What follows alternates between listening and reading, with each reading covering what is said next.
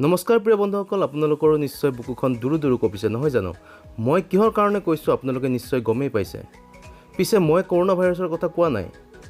Corona ভাইৰাছৰ মাজতে আজি কেইদিনমান ধৰি ছ'চিয়েল মিডিয়াত 2020 চনৰ 29 এপ্ৰিলৰ দিনাখন হেনো পৃথিৱীখন ধ্বংস হ'ব।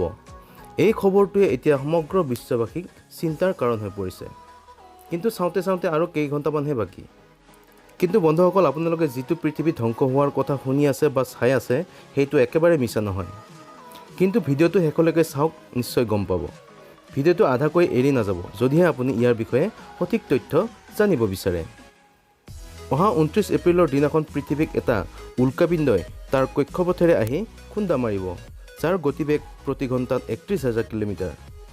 আৰু এই তথ্য পোহৰলৈ আনিছে স্বয়ং নাছাই। 1998 চনৰ পৰাই এই উল্কাপিণ্ডটোৰ ওপৰত বিভিন্ন ধৰণৰ তথ্য আৰোহণ কৰি আহিছে স্বয়ং নাছাই। কিন্তু আজি সেই উল্কাপিণ্ডটোৱে পৃথিৱীৰ ধ্বংসৰ কাৰণ হৈ পৰিল। এই উল্কাপিণ্ডটোৰ নাছাই নাম দিছে 5276819998 OR2।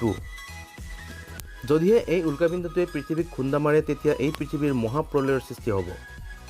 তেতিয়া হয়তো পৃথিৱীত মানৱ সভ্যতা সম্পূৰ্ণ বিনাশ হৈ যাব। 2000 নিযুত বছৰৰ আগতে ঠিক এনে এটা পৰিঘটনাৰ কাৰণে ডাইনাছৰ প্ৰজাতি বিলুপ্ত হৈ গৈছিল।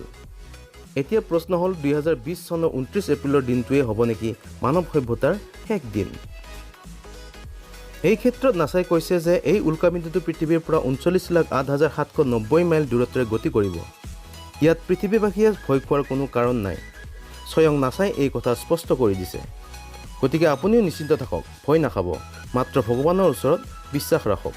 গতিকে প্ৰিয় বন্ধুসকল, ভিডিঅ'টো যদি আপোনাৰ ভাল লাগিছে তেনেহ'লে প্লিজ এটা লাইক কৰিব, শ্বেয়াৰ কৰিব, আৰু মোৰ এই চেনেলটোত যদি আপুনি প্ৰথম আহিছে তেনেহ'লে ছাবস্ক্ৰাইব কৰি বেল আইকনটো দবাই দিব। গতিকে আজিলৈ ইমানেই।